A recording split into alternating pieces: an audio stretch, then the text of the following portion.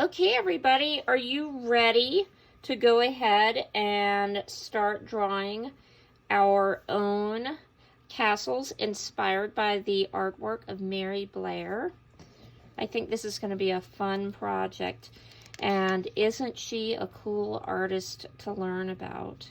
I know that I'm a big Disney fan, and a fun fact about me is my daughter actually works for the Disney company, and she edits a lot of videos for social media. So a lot of those magic moments, if you ever watch those, sometimes you'll see something my daughter worked on. So let's look at this castle. I printed these from our slideshow, and think about some of the shapes that we notice in Mary Blair's work. I can see, as I'm looking and observing this picture, I can see lots of triangles everywhere. I can see rectangles of different sizes and shapes, squares, circles. I can also see some shapes that don't have names, really. We could make up a name for them, but they're not really official. Like this shape right here, kind of a teardrop or a leaf. That would be what we would call an organic shape. The shapes that we recognize, like the circles and the triangles and squares, rectangles, those are geometric shapes. So we see a lot of variety of organic and geometric shapes in Mary Blair's work. These little kind of flower shapes, those would be an example of organic. Lots of different shapes. So I'm going to move this aside, and here's another slide that you're going to notice from the, or a picture you're going to notice from the slideshow. Again, we see a lot of those same similar shapes. Let's look at this one. This is a little more simple, so this might be a good starting point to think about how we could get going with our castles. So I have a blank paper here, and you can turn it whichever way that you feel works best for the design that you've planned. And so I'm going to first start thinking about how to start the basic shapes of some of these towers or these parts of the castle, and then we can think about how we could add some of these other shapes in to really make them interesting. So I'm going to draw with a Sharpie just so you can see, but as always, if you prefer to start with a pencil, that way you can make any adjustments or edits to your drawing that you would like. And I have a few sheets of paper here, so I'm going to move some aside so I don't get Sharpie on all of them here. So I'm going to just start at the edge of my paper, and I'm going to just make some different sizes of towers. If you are somebody that likes things really super neat and straight, very straight lines, if you have a straight edge or a ruler, you can use that, but you do not have to do that. So I'm going to make, let's see, a variety of sizes, but I'm just going to go ahead, kind of like if I was doing just a cityscape type picture, and just make some different sizes. At this point, you might have looked at the artwork of Mary Blair and have your own idea in your mind that you want to go with. That's okay. Go to it. You can get started without watching me at all if you have an idea already. Or if you want to draw along for some ideas but make yours a little bit different, that's totally fine too. All right, so I filled my paper with a start to my buildings here.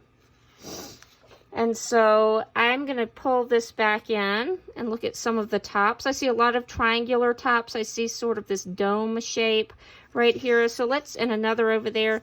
Let's think about putting some tops on these.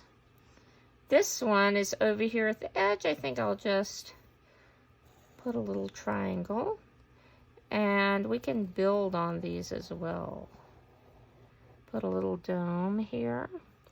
Let's make this one of those double triangles. I see some of those, like on this one that's not quite, we can't quite see the top. I could think about doing that.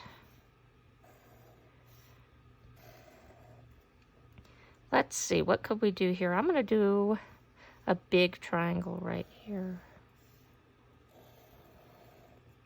And let's do another one of those domes. Let's see one more. What do I want to do with this last one? I think I'm going to do let's do 3 triangles. Why not, actually? So I'm going to first, here's a little hint. I'm going to divide this, kind of guess, into 3 sections. And then I'm going to do my triangles that way. That way I know that they're going to end up kind of even. Again, doesn't have to be perfect. We're not really worried. Once you get all those colors and patterns and designs, nobody will notice if it's not perfect.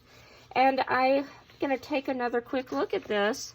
And I see a lot of little circles on top of the triangles, some different things like that. So I could add,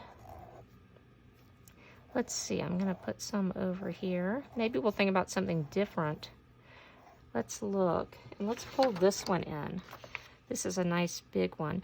So this has some of those other interesting shapes. This one has a lot of triangles piled up. Why don't we do that, actually, on one of those? Let's try that on this one right here. So I'm just going to put a little stack of triangles. Oops, that one got a little crooked, but guess what? I'm not worried. I know that if I add lots of colors and patterns, probably no one else will notice. Maybe I'll put a circle on top of that. You do not have to make yours look exactly like the tops of any of these. Once you start thinking about those shapes, you might really come up with something cool that's still kind of in that style. How about we put one of those kind of teardrop things up here? That might be fun. And let's see, I think we've got something on every top, but I think I still want something more interesting on here. Let's look at this artwork and see if I see any ideas. Oh, I could just put a little circle on top. Oh, look at that shape, kind of like a little windmill shape. That's kind of tricky, but let's see if I could do something kind of like that. So I'm going to actually do it like this.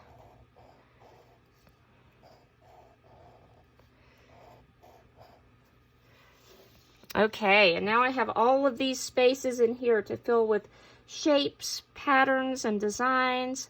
And so let's see here. So many ideas are in my head. I'm having a hard time deciding. Here's something I see. I could just start making some dividing lines.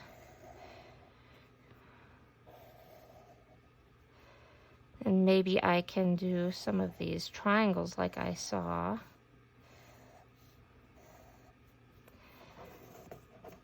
I could put, oh, I see some diamond shapes. I see diamonds here. I see sort of these diamonds right here. That would be kind of cool to do that. So I could think about doing that. And I could even, I'm going to borrow this idea too. Some of those diamonds had circles inside. So you can see how fun this is going to be to add all those cool patterns, cool designs. If you feel like you want to look at Mary Blair's artwork while you're working, you are welcome to open up the slideshow on your own. If you're on in our class, and you can check out the Google Classroom and open the slideshow, and you can look at that while you're working if you want. Or you can just let your imagination go wild and think about your own patterns and designs on your artwork. When you get done with your drawing and it's time to color, any kind of coloring material you have available is totally fine. If you want to use crayons, markers, watercolors, anything.